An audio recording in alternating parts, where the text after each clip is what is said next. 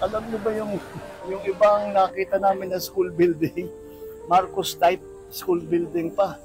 Ang Marcos type school building was supposed to be replaced between 20 and 30 years. Ang life niyan is 20 to 30 years. But we really have to look at the rehabilitation of many of them. One of the things that I noticed are the bathrooms.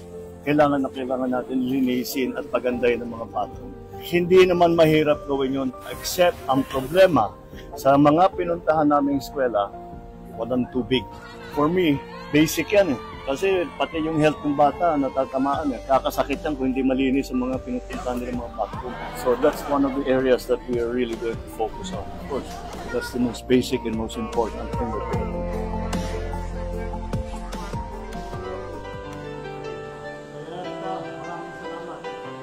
Andito kami dahil napakalaking problema ang dinadanas ng ating mga kababayan dito sa Siquijor dahil nga sa kakulangan ng pag-provide ng kuryente. Kaya ang ginawa natin, at least in the short term, nagpapunta tayo rito ng mga genset, ng malalaking genset, 2 genset galing Palawan. We also have to make sure that the generators are working properly. Lahat ito kailangan natin maayos. We have to do this. SIPCOR has to live up to its commitments. We have, siyempre, naririnig namin lahat ng mga problema na nangyari dito sa pagsara o sa paglimit ng traffic dito sa San Juanico Bridge. At kaya nakausap na namin yung mga driver ng mga ibang truck. Yun na. Doon na. Dami ng pila. Abot na dito. Kaya pati yung presyo nito, hindi magtataas yan. So maganda. Biyahe lang eh. Ano? Ito kaya he wants to save money. Ang ginagawa namin ay ang kapalit itong Roro na ganito. Ito pang 30 na truck. May dadating na pang 40 trucks, meron pang 50 trucks. Tapos itong rampang ito, dodoblehin natin, lalagay pa tayo doon ng isa pa para double, mga 500 trucks a day. Tapos mag-umpisa na tayo ng night navigation. Kahit gabi, pwedeng tumawid. So that's our way of trying to mitigate the problem. Meron kaming rehabilitation plan para sa San Juanico. Noong ini-inspeksyon yung tulay para titignan kung saan ang kailangan rehabilitate, ang daming nakita na delikado. Sinabi kaagad ng mga engineer, isara natin ito dahil babagsak ito pagka minalas tayo. Just say, please make sure that as quickly as possible maibalik sa normal. So yun ang kaming iniisip lagi, maibalik sa normal natin.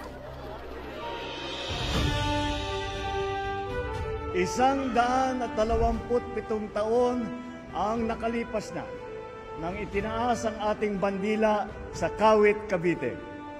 Ngunit, bago pa man dumating ang araw na iyon, maraming buhay ang naialay, pamilyang nagkawalay at kinabukasang nasira, makamit lamang ang kasarinlan. Let us honor this day not just by remembering the sacrifices of our forefathers. We must live with the same courage and love of country.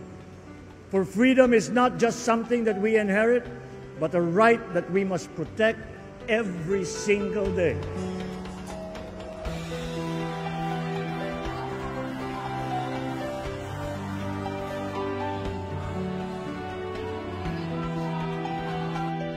Kaya ngayong araw, habang ipinagdiriwang natin ang ating kalayaan, lalo natin paigtingin ang pagmamahal at paglilingkod sa ating minamahal na Pilipinas.